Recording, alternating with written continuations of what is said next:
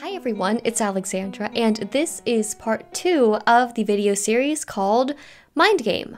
In part 1, I discussed the light and its role in all religions and philosophies. This video builds on that one, so if you haven't seen that one yet, I recommend doing so before watching this one.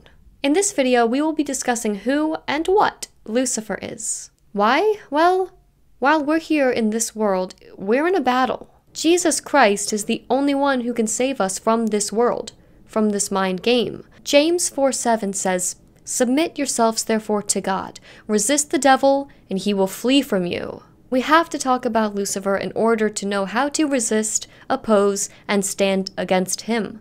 Before going into esoteric and occult topics, you need to be spiritually prepared.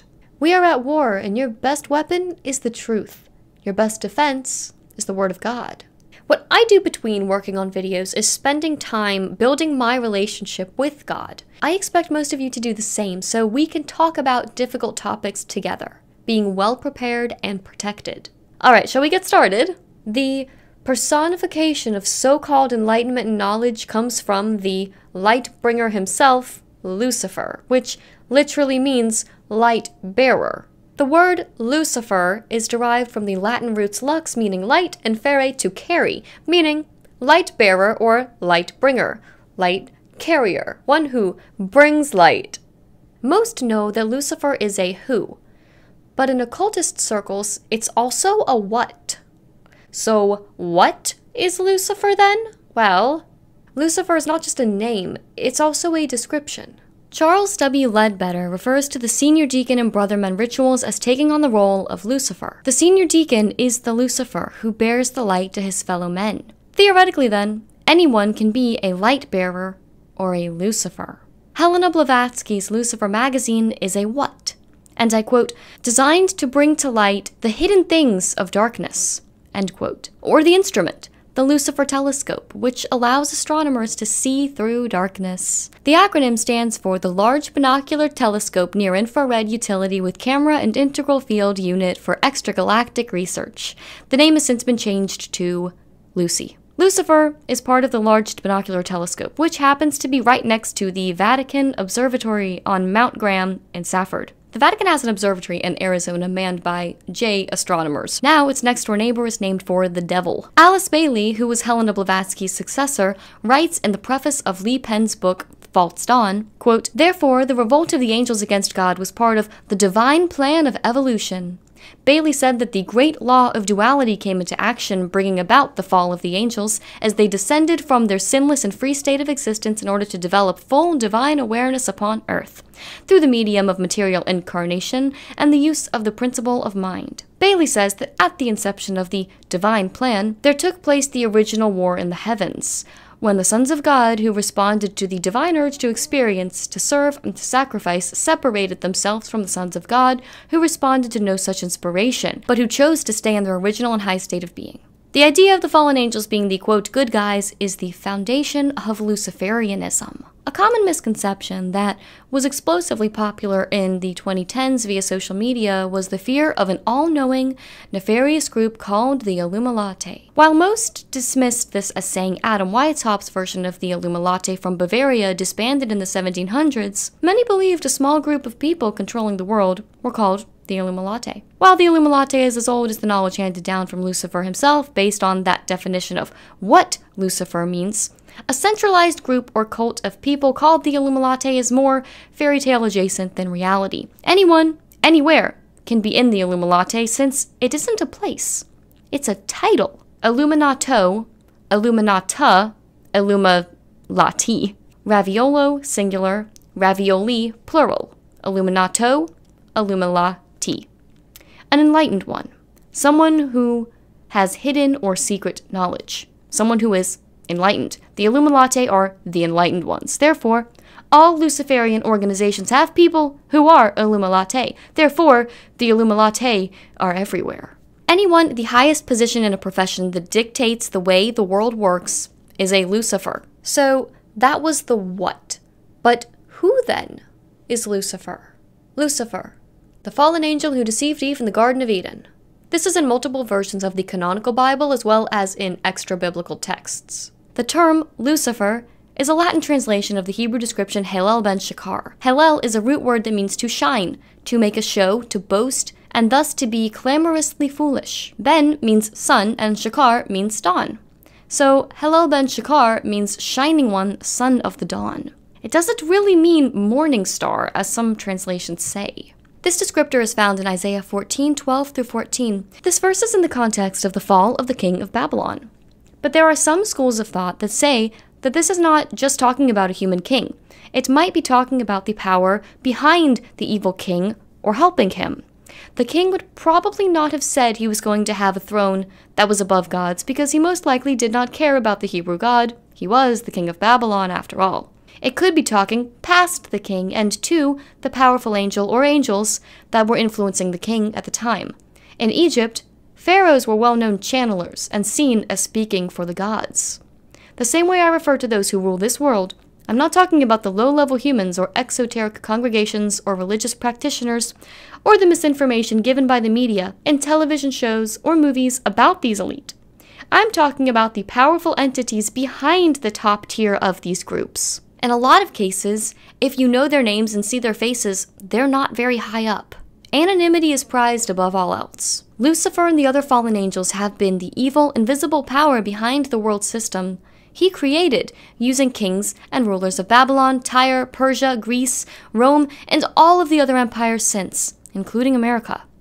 Isaiah could be talking to the powerful angel that introduced sin into the world and caused the fall of man. Lucifer was given a high and exalted position until iniquity, injustice, and unrighteousness was found in him. According to Isaiah 14:13-14, that iniquity was that he said in his heart that, I will ascend into heaven. I will exalt my throne above the stars of God. I will sit also upon the mount of the congregation in the sides of the north. I will ascend above the heights of the clouds. I will be like the Most High. Notice the importance of the I wills. Lucifer was also given free will. But free will does not equal freedom from consequences. To bring it down to a completely human example, countries have laws. When they're violated, there is punishment. In a perfect world, the laws are in place for the good of the people. Now, the Quran says angels do not have free will at all, and were created from light to serve Allah. That's it. That's all they do. Quote, they do not disobey Allah in what He commands them, but do what they are commanded, says the Quran 66:6.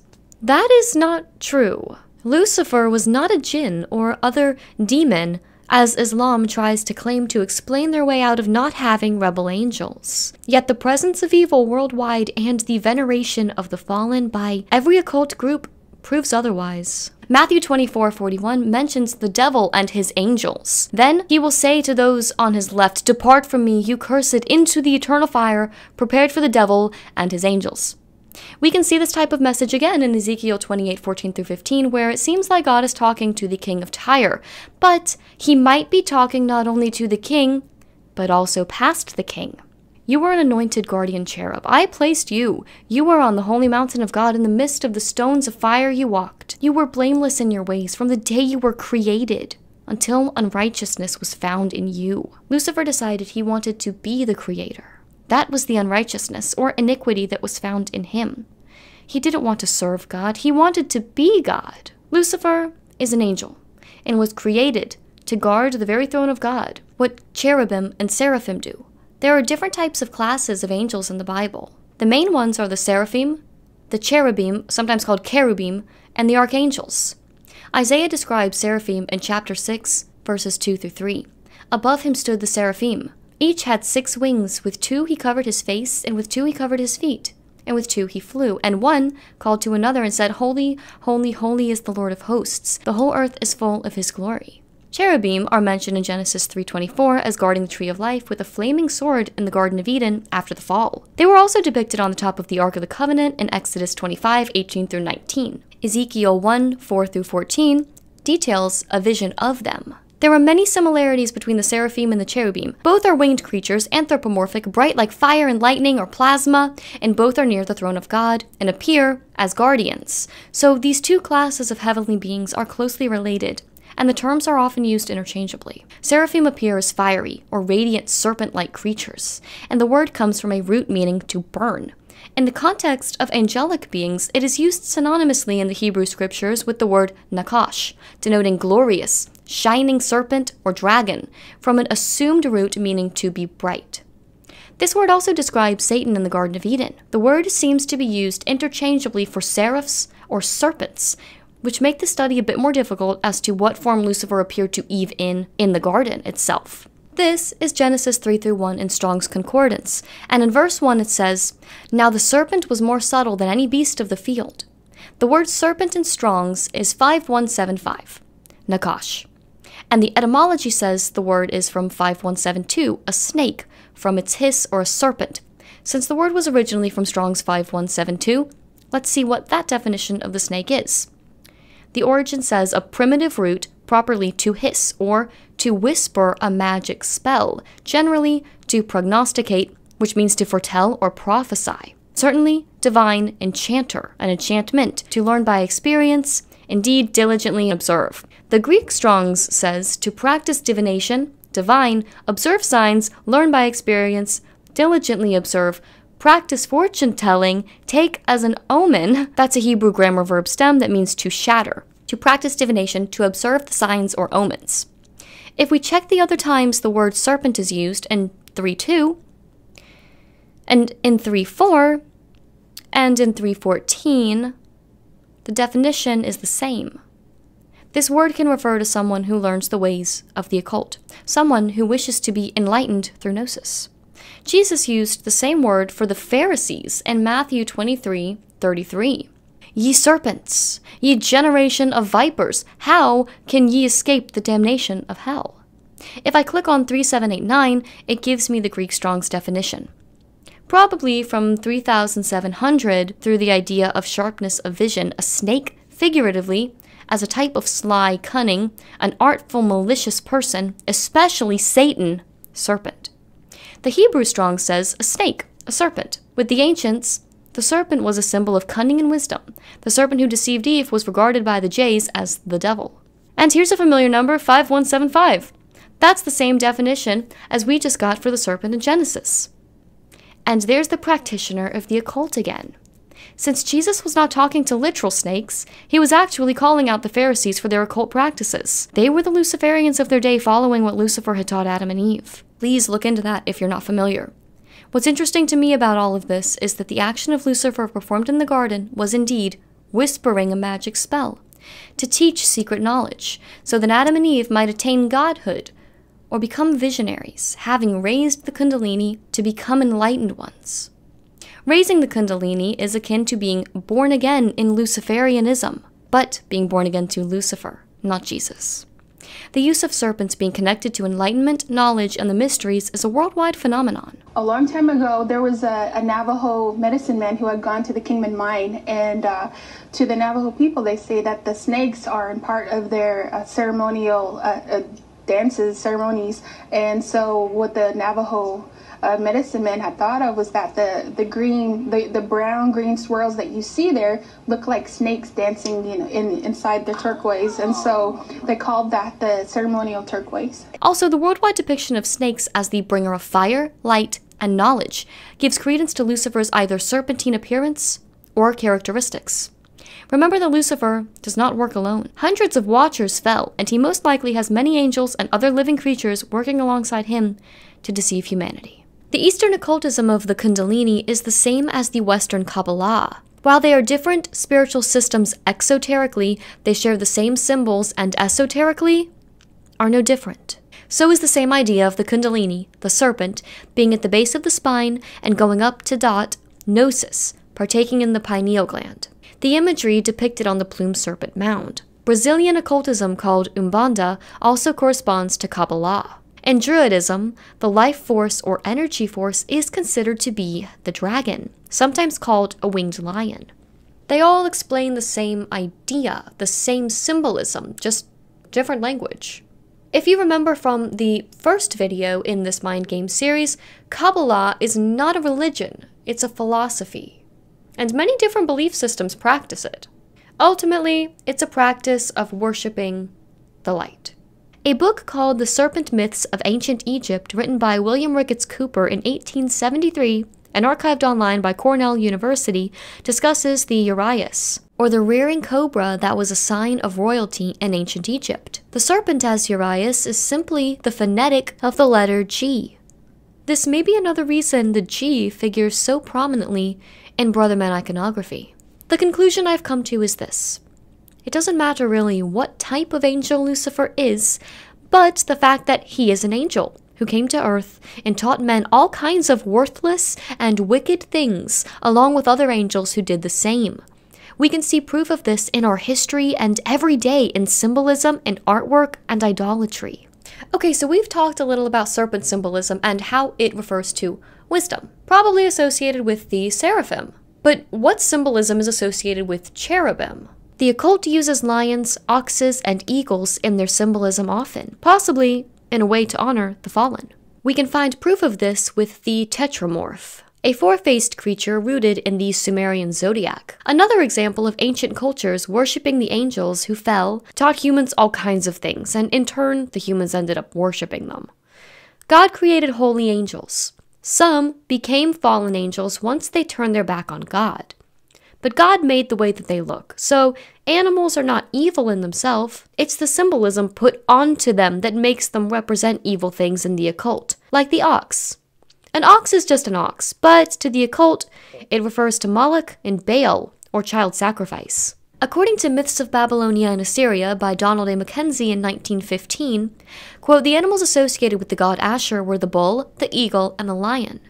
He either absorbed the attributes of other gods or symbolized the self-power of which the animals were manifestations. You'll remember that Asher correlates to Marduk, Baal, Osiris, and Osiris is also Nimrod. Depictions of these creatures can be seen on the Ishtar Gate, the 8th gate of the city of Babylon. The term cherubim is of uncertain origin.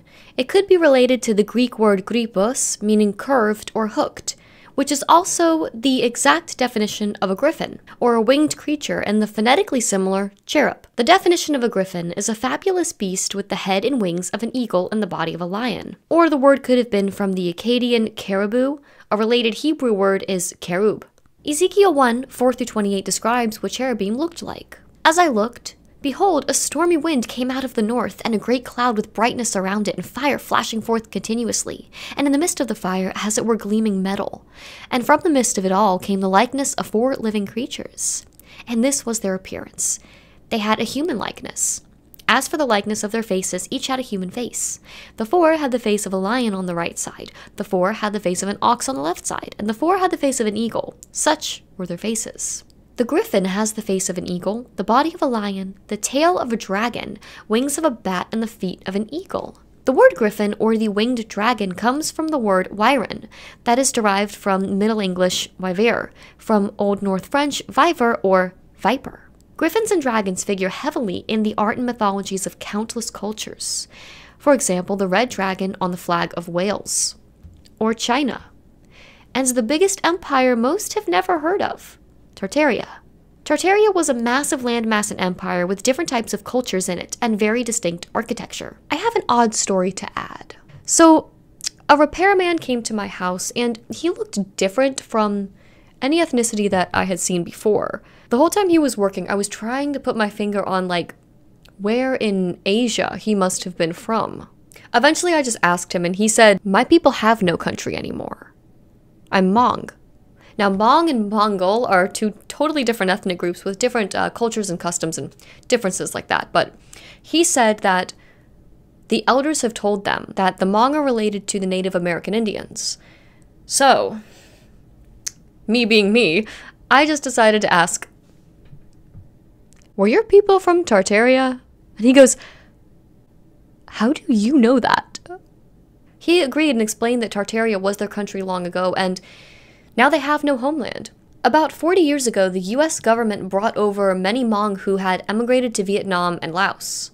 Brotherman Albert Pike mentioned in Morals and Dogma that Tartaria used to be near China. A mockery of Tartarian architecture can be found in Kazakhstan, once called Khazaristan, in its capital of Astana, which is an anagram for Satana, that has now been renamed, complete with brothermanic pillars Yashin and Boaz. The presidential palace, Akorda, is meant to look like the architecture of Tartaria. This is the same style as the Vatican and the Capitol building. Back to the 4 faces of the cherubim used in the occult. The ox face of the cherubim is represented in Moloch, Baal, or Pan. The eagle figures into Luciferian symbolism as well. And if you fall as Lucifer fell. Notice the placement of the eagle, a common occult symbol for Lucifer.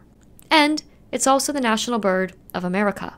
In the US, the Freedom Statue was placed on top of the Capitol Dome in 1866. A 19.5-foot tall statue of a god or goddess morphing into an eagle, or having the head of an eagle. The Statue of Freedom faces east, toward the sun, and the sculptor was a brother man. As I said in my other videos, Lucifer has influenced many powerful men throughout history. Judas was one example, and he is still using countless humans to do his bidding, and sometimes a griffin is shown with a human face. Lucifer is referred to as a lion in 1 Peter 5:8. Be sober-minded, be watchful. Your adversary, the devil, prowls around like a roaring lion, seeking someone to devour. The lion is used in brothermen initiations.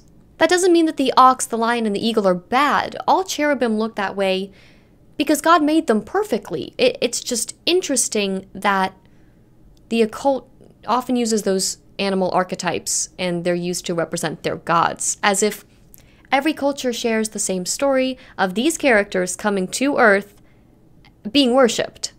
The symbol of Saturn was around before the exodus of the Jays from Egypt. It was a 6-pointed star. Notice the 4 faces: man, eagle, lion, and ox. This star is not the Star of David. In fact, Acts 7:43 says, "Yea, ye took up the tabernacle of Moloch, and the star of your god Remphan, figures which ye made to worship them, and I will carry you away beyond Babylon." This star replaced the menorah as the symbol of Israel when the Rothschilds created present-day Israel in 1948. Please note that most people inside Israel are not on an esoteric basis, so very few are zeists. Just like most people in America have no idea what their leaders actually believe.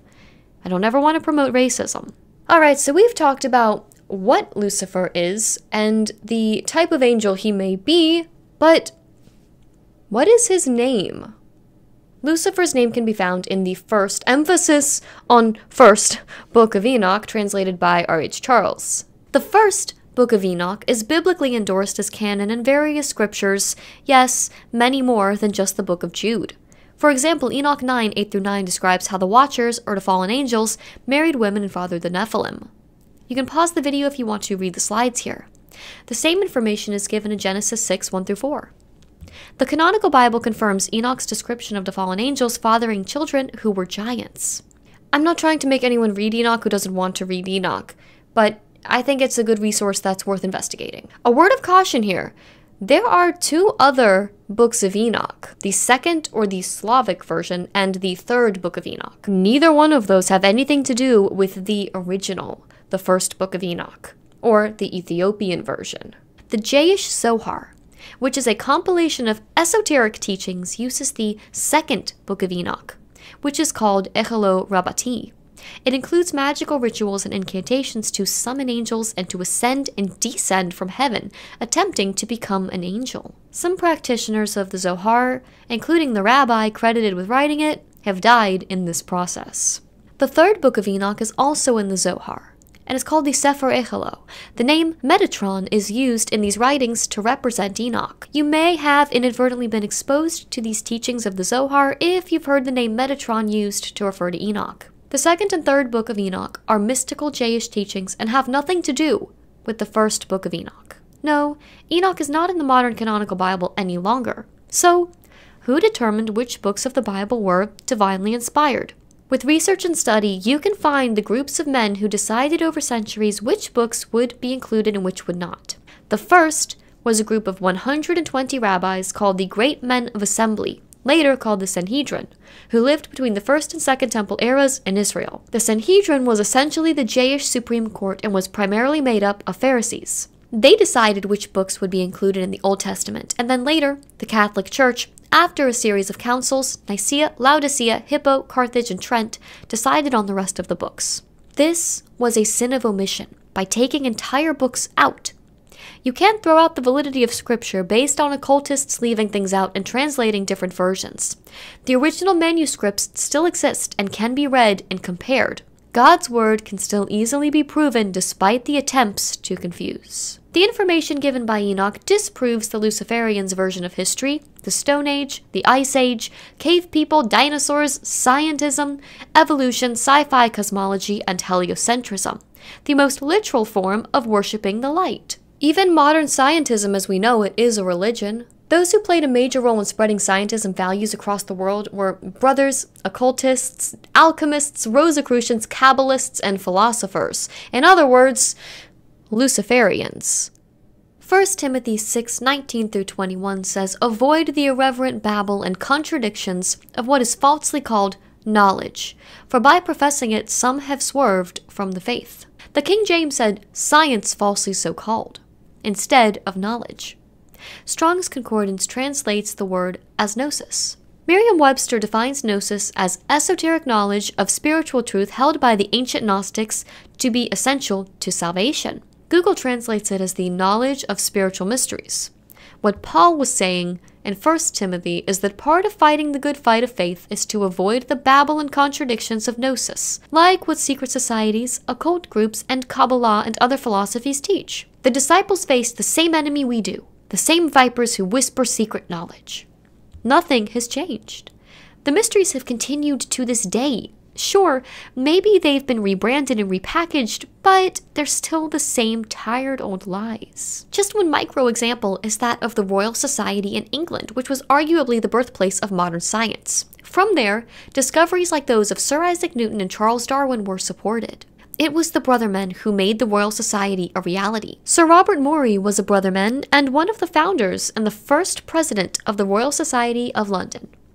Newton, of course, was famous for his obsession with alchemy, which was coined by Hermes Trismegistus, who was called the father of alchemy, which involves transmutation of elements and transcendence of consciousness. One of the goals of alchemy was the transmutation of lead to gold, dark to light, dark to light, dark to light.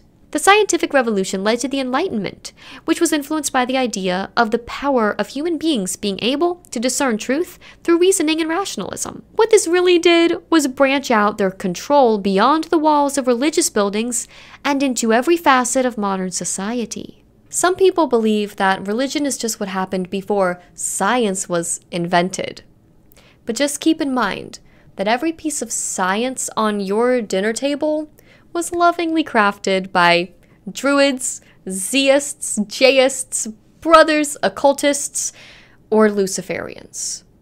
So, by eating that meal, you are what you eat, and you too espouse their religious views, knowingly or not. Also, just because a religion might predate what is called Christianity, that does not mean that it predates God or Jesus. Nothing predates the Creator. Pre-Christianity is not pre-God. But this is not a video on the occult roots of modern science, so let's move on. Anyway, my point is, research some of the foundational characters modern science is based on, and it will reveal that they are Luciferians, who believe mystical doctrines and modern science is not separate from, but has formed its own sort of religion. Beliefs, sacred texts, leaders in the field, the list goes on. I talked more about this in my older video, Are You Believing a Lie?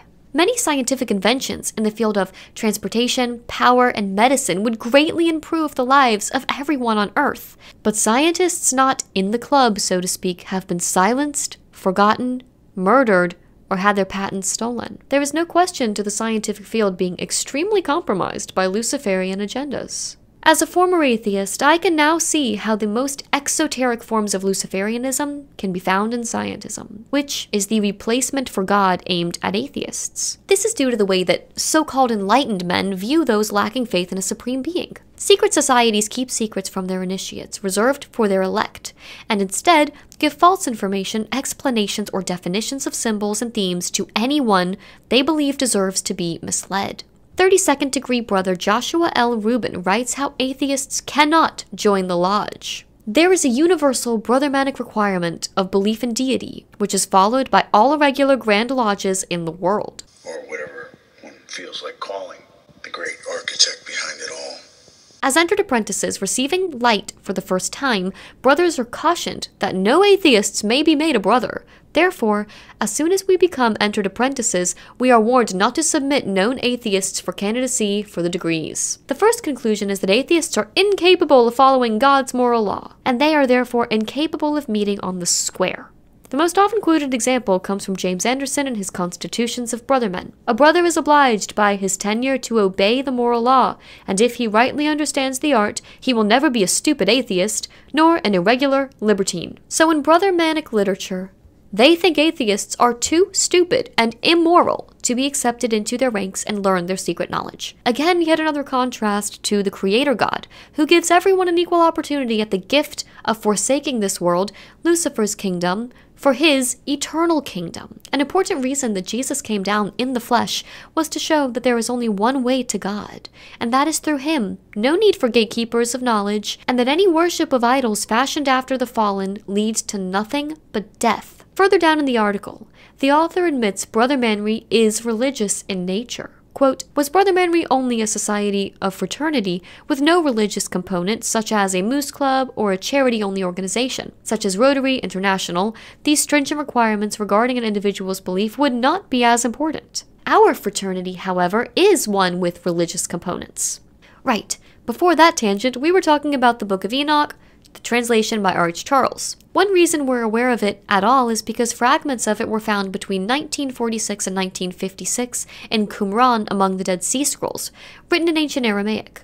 Remember also that the entire first book of Enoch has always been in the Ethiopic Bible. The first book of Enoch is just one of the many books the men of the Great Assembly left out of the scriptures. It was left out of the Old Testament by the Sanhedrin because, in my opinion, it exposes their false narrative about the world. Enoch describes God, Jesus, the angels, heaven, a flat and stationary earth, biblical cosmology, the flood, and the second coming prophecies. Enoch refers to Jesus as the elect one with God. Jesus is God who was made flesh and dwelt among us, died and rose again. He was there before creation. John 1 shows that in the beginning was the Word, and the Word was with God, and the Word was God. Anyway, if you haven't read the first book of Enoch, I have left a link in the description below. Enoch enables us to be wise as serpents and harmless as doves. It gives us a more complete version of history than the Luciferian history book makers want us to have, and allows us to identify our enemies more specifically. It tells us who the fallen angels that came down were, gives their names,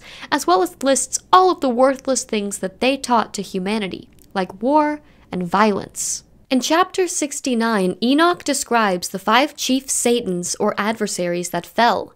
In verse 6 through 7, it tells us what Lucifer's name is. And the third was named Gadrael. He it is who showed the children of men all the blows of death, and he led astray Eve, and showed the weapons of death to the sons of men, the shield and the coat of mail, the sword for battle, and all the weapons of death to the children of men. And from his hand they have proceeded against those who dwell on the earth from that day and forevermore. Gadrael is a war angel, a master of the art of war and of complex war strategies, both psychological and physical. While teaching at the temple, Jesus confirms the traits of Gadrael, Lucifer, when condemning the Pharisees. John 8:44-45 says, "You are of your father the devil, and your will is to do your father's desires." He was a murderer from the beginning, and does not stand in the truth, because there is no truth in him. When he lies, he speaks of his own character, for he is a liar and the father of lies. But because I tell you the truth, you do not believe me. Jesus uses the same traits as Enoch to describe Gadrael, a murderer from the beginning, and a liar. Gadrael and the fallen angels are the ones who gave the people knowledge, and it is from their esoteric teachings that things like the Kabbalah, Hinduism, and consequently all of the world's religions began. It appears Lucifer's name is Gadrael. The suffix of the name Gadrael, E-L-L, means of God.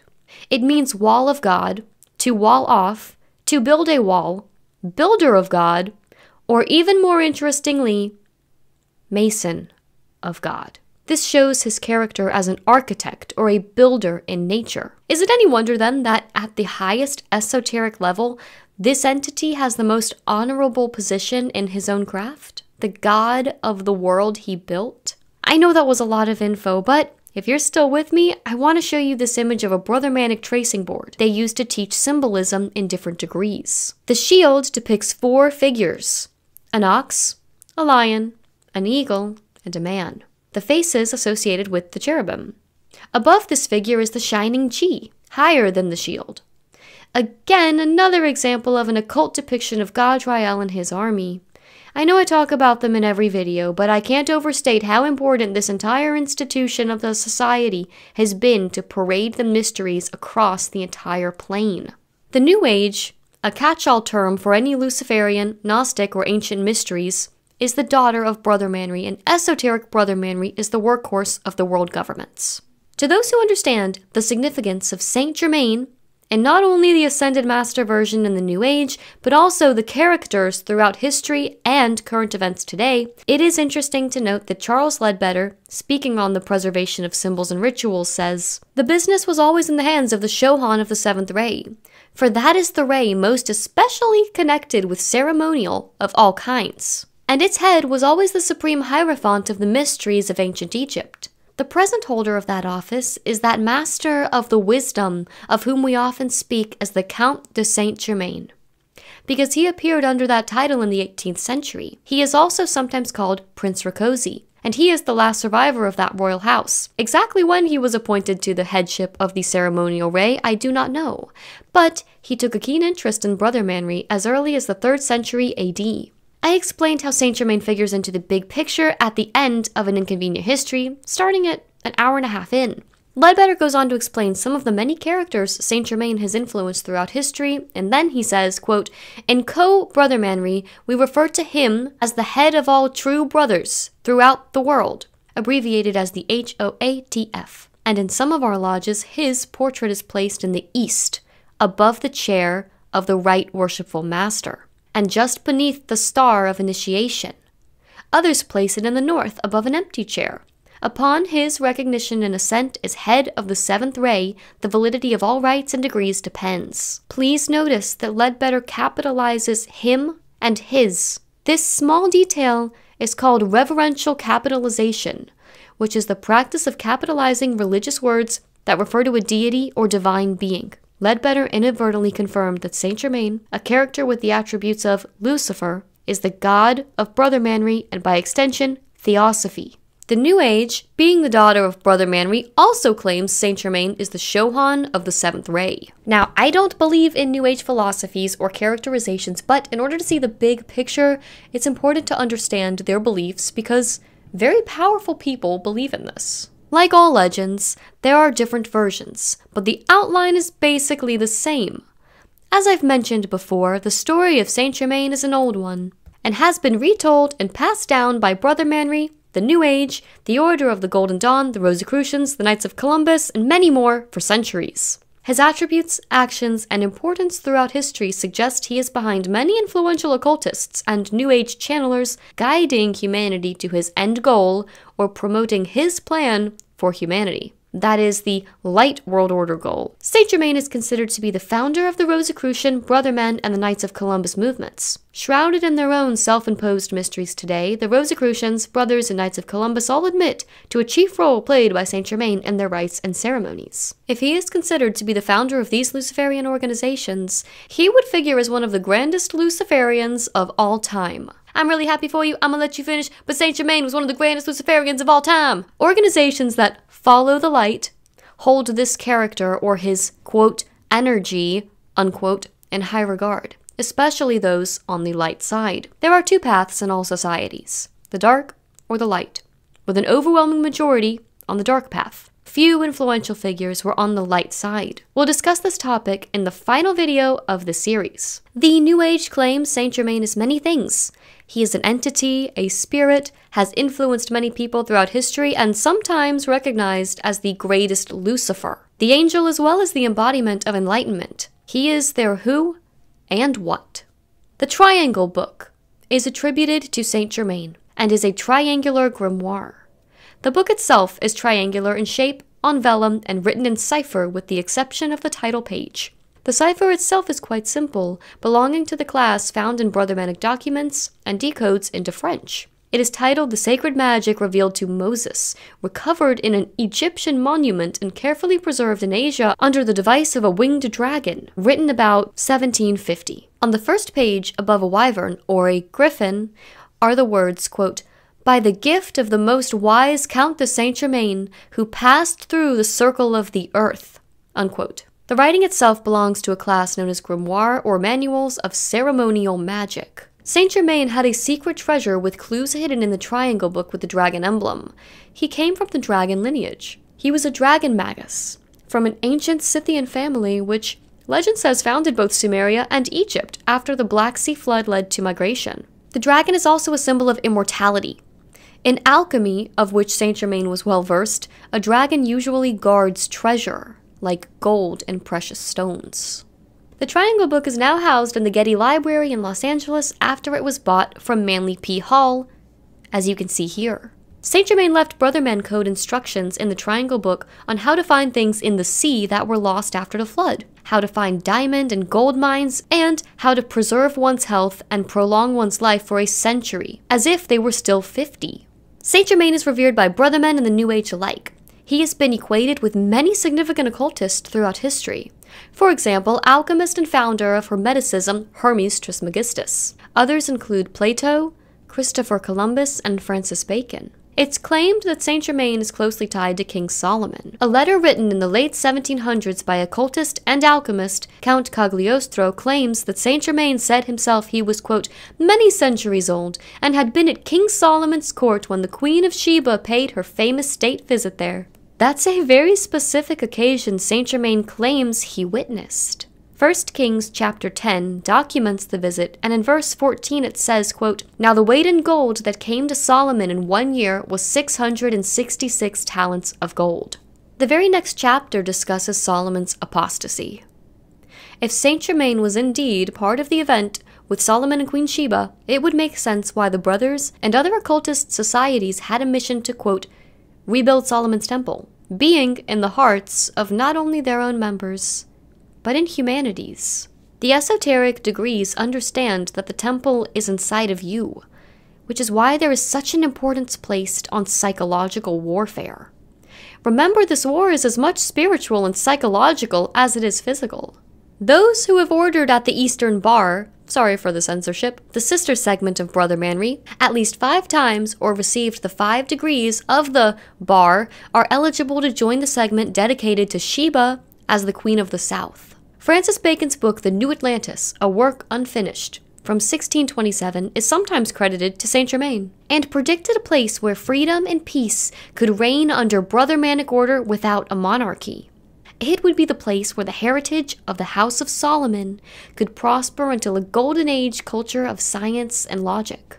In The Secret Symbols of the Dollar Bill, David Ovison raises the possibility that the earliest official use of the 5-pointed star in North America may have been at the request of none other than Francis Bacon. In 1727, Saint-Germain developed and shared secret money-making techniques with European royalty and bankers. Instead of sharing the wealth with humanity, the bankers squandered it for themselves, so in 1729, Saint-Germain created the World Trust. The World Trust is said to be the source of funding for the prosperity funds the light Luciferians say humanity will receive after the death of the old system. So many New Agers are now eagerly awaiting Nasara and Jasara, a system set up by Saint-Germain, pushing Jesus out of the way as the savior. Within the New Age and Theosophy, Saint-Germain takes on the role of a teacher of the Aquarian Age, and his Latin name, Sanctus Germanus, means holy brother. He claims to be the brother of Jesus, the teacher of the Piscean Age. In the New Age, Saint-Germain stands beside Jesus, his equal. Jesus is God. God has no equal. This shows the audacity and illogical nature of Luciferianism, desperately attempting to absorb the truth of Jesus and spit it out as watered-down, inclusive, powerless beliefs. An effort was made in the late 1700s to eliminate Saint-Germain's name from modern Brothermanic literature, when the Brothermen were taken over by a darker faction. It appears from writings that the leadership took a decided turn from Saint-Germain's original ideas to a more sinister, dark agenda, also known as the Dark World Order. At the low levels of Brothermanry, the initiates are given exoteric information. They're told things like the G in Brothermanry stands for God, or geometry. As the initiate progresses through the ranks, they are given more esoteric knowledge, if they are deemed worthy to know it by the higher-ranking members. Brothermen, like most other organizations with a hierarchical structure, are usually left on an exoteric basis, never knowing the true core, history, or agenda of the religion or organization they're a part of. No one believes a lie. They believe what to them looks like the truth. So back to Godriel. Why does it matter what his name is? It doesn't really, just to show his nature as a mason or a builder. What matters are his characteristics so you can identify him. That's what this is all about. Know your enemy, so you can stand against your enemy and not be fooled any longer. Godriel is the angel that led Eve astray and threw the world into chaos, the fall, or where things all began to age and die. This is not the intended world created for humans. This is why we must endure and carry on the best we can while keeping the commandments of God and faith in His Son, Jesus Christ. God did not want us to be ignorant. Rather, Adam and Eve already had access to every bit of knowledge imaginable because God walked with them in the Garden of Eden. They could have asked Him anything. Godriel told Eve that she would not die and that she would be like a god. Spoiler alert, she died. The irony is that she and Adam were already immortal. The oldest lie in the book, "Ye shall be as gods," is still being bought and sold today. Adam and Eve ate from the tree of knowledge of good and evil. That seems to be a translation of what actually means knowledge from good to evil, or the knowledge of everything. In literature, this is called a merism, and is a figure of speech used to include everything between two words. When you put the Hebrew phrase tavwara into Google Translate, it says right and wrong. Enoch only calls the tree of knowledge. I also find it interesting that God tells Adam and Eve not to eat of the fruit. But Eve lies when she repeats God's words because she adds, "Neither shall you touch it." If this knowledge is everything from right to wrong, God doesn't say not to be knowledgeable about it, to look at it, to understand it. What is forbidden is to eat it, to consume it, or incorporate it, to become it, to believe it, and to let it become you. When Godriel rebelled and betrayed God, all that was good in him was replaced by darkness and violence. His pride blinded him. You see, evil is not the opposite of good. It is the absence of it. Good is not the opposite of evil. Goodness is polar to rebellion. A child who disobeys their parent or their guardian is not evil, they're rebellious. By Lucifer saying that anyone can become a god by eating of the fruit of the tree, it takes away the majesty and the power that God has, since, theoretically, anyone can do it. Knowledge is neither good nor bad, but it can be used both ways. Adam and Eve surpassed wanting basic knowledge of their world, which could have easily been granted by simply asking. Jeremiah 33:3 says, "Call to me and I will answer you, and will tell you great and hidden things that you have not known." Instead, Adam and Eve chose to follow the path to become gods themselves. This is extremely different from wanting to just gain knowledge or wisdom. Knowledge for its sake alone is self-aggrandizement. Too much of anything is detrimental to human health. The small therapeutic margin of knowledge is no different. Herbs can be helpful to heal us from common ailments, but too much or the wrong combinations can cause all sorts of things, even abortion. Like that popular meme, how much salami can a cat have? A cat can have a little salami, but too much will cause harm and malnutrition leading to untimely death. Secret knowledge may seem powerful and exhilarating in the moment, but once the novelty wears off, you'll discover that it's nearly impossible to arrive at any actual applicable truth, as opposed to the living God's truth, which never changes and causes everything else to fall away. That's the thing. The truth is evident to itself. It will always reveal itself. You don't have to worry about questioning the truth. It can stand up to anything. It's true. A point I really want to drive home today is that there is no overall truth in the mysteries. Every system views the same symbol differently, at different levels of initiation. What means something to one group means something completely different to another. It's all subjective. The interpreter is the one who decides the truth. With God, His truth never changes. It's up to the interpreter to understand this never-changing truth. There isn't only one enemy. There is Godriel, but there is also an entire plethora and hierarchy of angels and a complex system of leaders and chiefs and armies and demons. It's not logical then to say that one entity is responsible for all of the pain, confusion, and suffering in this world. There are many. We are in a battle with many types of powers in the fallen army, and we are also fighting against all sorts of wickedness, both human rulers who share blood with the fallen, as well as other spiritual entities who give them their power. The Nephilim were the children of humans and angels. They grew into giants. They were the reason for the flood, since they were destroying and killing not only humanity, but all living creatures. God didn't flood the earth because humankind was just too horrible, like the Anunnaki account alleges. God had to destroy the gigantic human, angel-animal hybrid monsters that were fathered by the fallen angels, then continued interbreeding, as well as the mystery teachings of the fallen that had caused so much violence, hatred, and sheer confusion on earth. Now, the spirits of the Nephilim killed in the flood live among us, causing havoc and leading humans towards evil. Unlike in the days of Noah, when you had a slim chance of getting away from a giant and being killed, we do have the ability not to follow these spirits, but instead to fight them. If your height was equal to your wealth, how tall would you be? Giants never left. They are financial or power giants now. The ruling class is still the wealthy. Everyone was born into this mind game and has been under Lucifer's spell, whether they know it or not. That's a fundamental difference between God and Lucifer. God values free will so much that he gives you the opportunity to reject him. Otherwise, we would just be mindless slaves. Exactly what Lucifer has worked so tirelessly to create.